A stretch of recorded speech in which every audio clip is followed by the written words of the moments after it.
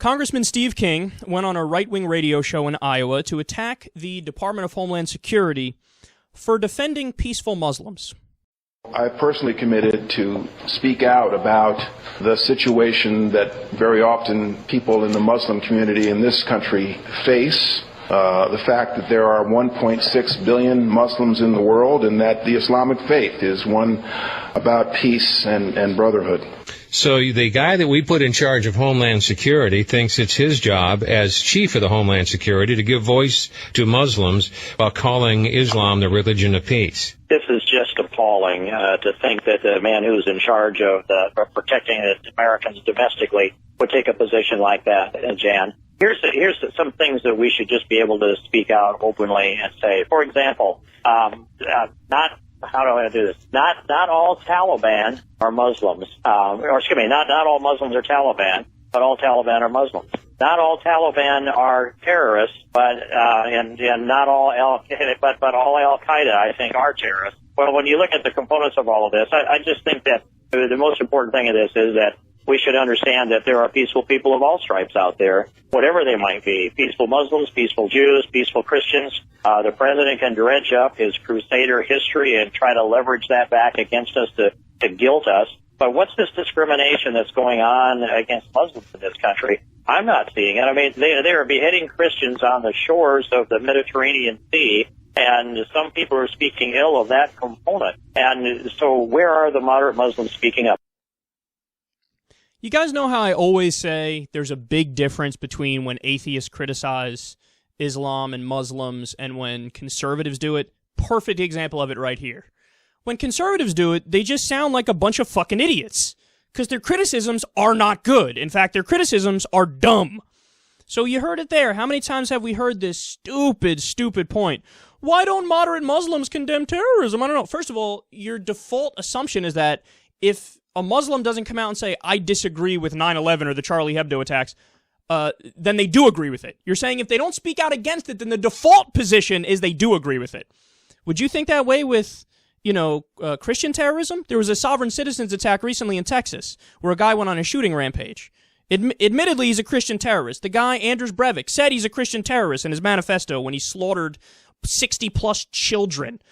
The KKK, they're Christian terrorists. If Bill O'Reilly doesn't speak out against a KKK terrorist attack or a sovereign citizens terrorist attack or Anders Breivik, or if every Christian in the country doesn't stand up and say, I disagree with it, is the default assumption, oh, I guess you agree with it, you didn't speak out against it? No, it's not. Only a stupid person would think that. See, the way you're thinking is you give your group the benefit of the doubt because, oh, they're your group. They got to be good people. They're my people. Of course they're good by definition. But if it's the other group, well, no, then they have to speak out against it or else I will assume they are for it because I'm not giving them the benefit of the doubt because they're not my people. So it's a clear double standard and a silly way of thinking. And sit down and buckle up because it's not true that moderate Muslims don't condemn terrorism either. So here are the groups that condemned, let's do a recent example here, the Charlie Hebdo terrorist attack. CARE, the Council on American and Islamic Relations, the biggest Muslim human rights group in America, they condemned it. The Ahmadiyya Muslim community, they condemned it. The Muslim Council of Britain, the French Muslim Council, the Union of Islamic Organizations of France, the Arab League, Muslim Advisory Council to the NYPD, Birmingham Islamic Society, the Islamic Cooperation Organization, the National Council of Canadian Muslims, the Muslim Canadian Congress, and the list goes on and on. Okay, well, we'll be here all day if I had to go through. I had the article up before, super long list. And even with that being the case, you hear idiots like on Fox News, for example, after every terrorist attack that's done by a Muslim, they say, where are the moderate Muslims? They're condemning it, you're just not looking for it. That's the problem. And to his other point there where he said, where's the discrimination against Muslims in America? I don't see it. Here are some facts. Quote, in the years following September 11th, the Equal Employment Opportunity Commission reported a staggering 250% rise in the number of religion-based discrimination complaints filed. And while Muslims make up 2% of the U.S. population, they accounted for a quarter of the religious discrimination complaints filed up until 2011. hate crimes directed at Muslims and Arabs shot up by more than 1,600% immediately after 9/11 and remain high today.